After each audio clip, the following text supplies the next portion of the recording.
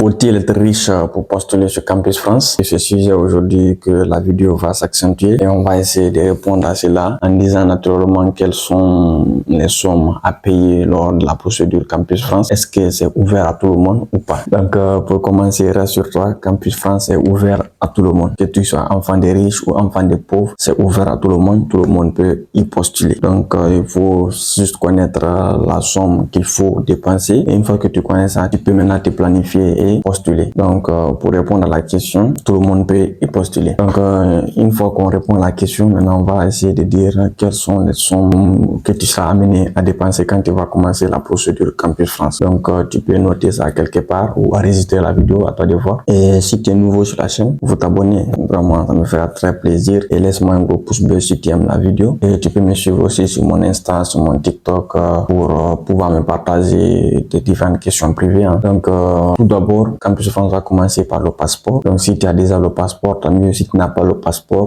là, c'est là-bas, les dépenses vont commencer. Donc il te faut trouver le passeport en fonction de ton pays. La somme qu'il faut dépenser pour avoir un passeport, ça va dépendre. Donc après le passeport, il te faut maintenant avoir tes relevés de notes et tes différents diplômes. Donc peut-être dans certaines universités, tu es obligé de payer de l'argent pour avoir tes relevés. Donc ça aussi c'est une dépense à prendre en compte. Mais tout ça, ce sont des dépenses qui sont pas intéressantes, on va dire, qui ne sont pas des dépenses assez importantes. Mais la première dépense que tu seras amené à faire, c'est les frais Campus France. Donc les frais Campus France, c'est combien? Donc en général, ça va dépendre des pays parce que ça varie un peu. Donc pour savoir réellement dans ton pays combien il faut dépenser, il faut te connecter sur Google. Tu mets par exemple frais Campus France ton pays et ça va s'afficher. Mais en général, dans certains pays, ils vont demander 150 €. Dans certains pays, c'est 100 €. Donc ça va varier. Donc par exemple, en Guinée, c'est 1,5 million de francs guinéens. C'est ça les frais Campus France. Et dans certains pays, c'est moins que ça ou bien c'est plus que ça. Ça va dépendre. Donc c'est pourquoi je te dis, il faut te connecter sur Google. Comme ça, tu mets seulement frais Campus France, ton pays, et ça va s'afficher. Donc déjà, prenons en compte les frais. On va prendre seulement, entre les guillemets, 150 €. Donc ça, ce sont les frais Campus France. Donc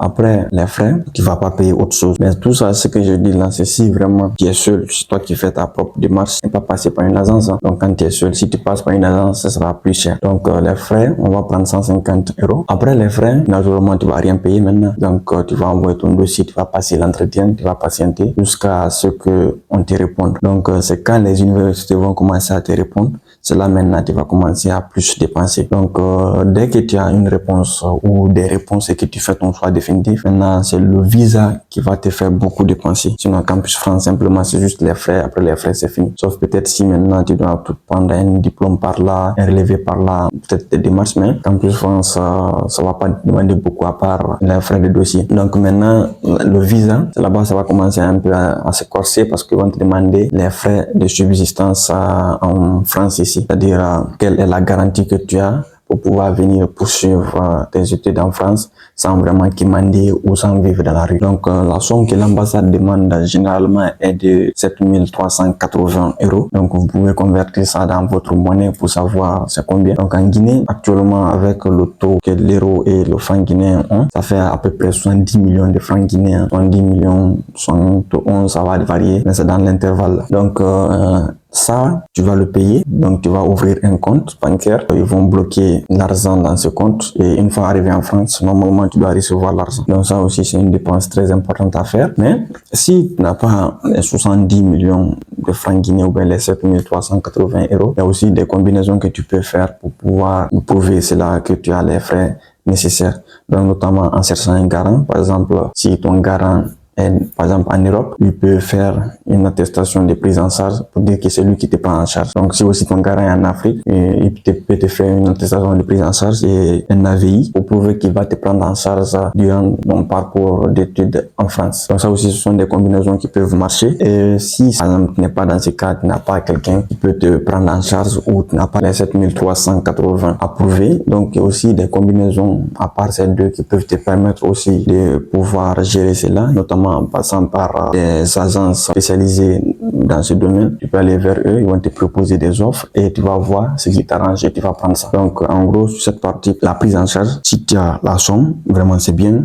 tu vas faire un compte bloqué ou soit on va te faire une AVI ou bien on va te faire une attestation de prise en charge. Et si tu n'as pas la somme, tu n'as personne pour te prendre en charge, tu es obligé d'aller vers les agences spécialisées dans le domaine. On te proposer des offres et toi tu vas essayer de voir ce qui t'arrange le plus. Tu vas prendre. En gros, il faut retenir que pour la prise en charge, c'est 7 380 € que l'ambassade française te demande. Donc après ça, maintenant, il y a le logement. Donc c'est le logement aussi, ça va dépendre si tu as une personne déjà en place en France ici. Donc là, ça devient peut-être facile pour toi parce que la personne peut faire les démarches. Mais si tu n'as personne, c'est un peu compliqué parce que tu vas le faire à distance en ligne et tu seras obligé de payer de l'argent. Forcément, tu vas devoir payer ton premier loyer et la caution ou tu vas faire une réservation. Même avec une réservation, tu vas devoir payer. Donc sur ce point, vraiment, c'est un peu compliqué pour moi de dire une somme parce que chacun a une situation particulière. Bon, on va prendre dans un premier cas, si toi, tu as quelqu'un en France ici, mais la personne n'est pas dans la ville où tu as été accepté, dans ce cas, la personne va chercher des papiers de logement pour toi. Et il peut peut-être trouver une personne qui va accepter de donner ses papiers,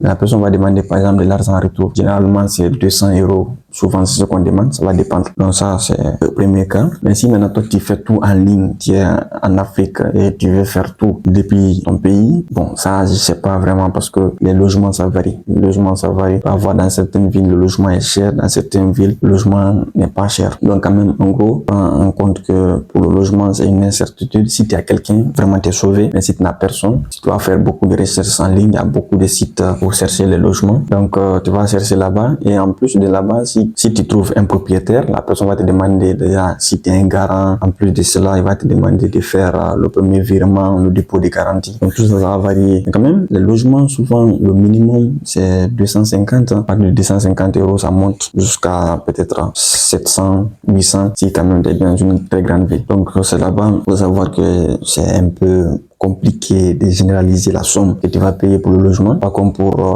la prise en charge. Donc l'ambassade va te demander forcément de prouver que tu as un logement. Après ça, si tu arrives à remplir les cases là et que tu as un visa, donc là aussi il y a les préparatifs à faire. Donc tu vas acheter des trucs, tout ça. Donc là, j'ai pas de somme à te proposer, c'est à toi-même de voir quelles seront les choses dont tu as besoin qui vont te manquer le plus, tu vas prendre. Donc là, à toi de voir ça. Donc après ça, maintenant c'est le billet d'avion. Donc le billet d'avion, ça varie. Il y a des vols directs, il y a des vols avec escale. Donc généralement les vols avec escale sont moins chers par rapport aux vols direct. Donc ça va dépendre aussi de tes moyens. Donc ce que moi quand même je peux te conseiller sur cette partie, dès que tu auras une admission et ton visa, prends le billet d'avion en avance. Donc si par exemple tu veux bouger en mois d'août et que tu as tous tes papiers depuis le mois de mai, à partir du mois de mai, essaie de prendre le billet d'avion. Donc là c'est moins cher. Mais si tu attends, tu dois bouger, tu dois voyager en mois d'août et tu payes le billet d'avion en mois d'août, ça va être vraiment cher. Hein? Donc souvent le billet d'avion commence à partir de 300 € et ça peut monter jusqu'à 1000 €, hein. Des fois même 1500, ça va dépendre de la compagnie que tu choisis. Donc en gros, ce sont les dépenses vraiment que tu seras amené à faire si tu fais la procédure seule. Donc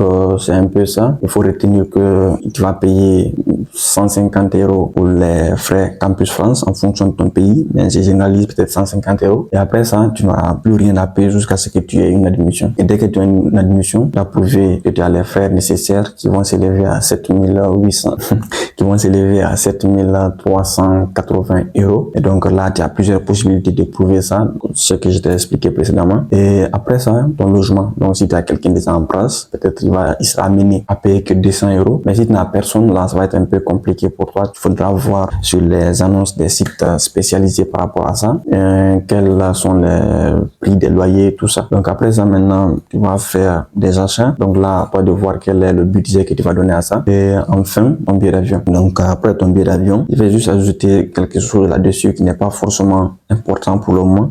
En venant, il faudra envoyer de l'argent. Donc tu vas faire de la monnaie. Maintenant, mais ça, le moment venu, on va en parler. Donc en gros, c'est ce que tu seras amené à dépenser. Donc si tu as des inquiétudes, toujours, tu vas me laisser savoir ça dans les commentaires. Et ne t'inquiète pas, tout ça, il y a des combinaisons qu'il faut faire. C'est juste une ordre d'idée que je te donne. Mais il ne faut pas t'inquiéter par rapport à la prise en charge du loyer. Il y a toujours des combinaisons à faire. Si quand même tu t'adresses aux bonnes personnes, il y a toujours des combinaisons pour pouvoir régler ça. Donc j'espère que la vidéo elle t'a plu et qu'elle t'a été utile. Si c'est le cas, laisse-moi un gros pouce bleu. Abonne-toi si ce n'est pas encore fait. Et partage la vidéo à tes amis qui veulent faire aussi Campus France. Ça peut toujours aider, on sait jamais. Donc on va se dire à bientôt pour une prochaine vidéo.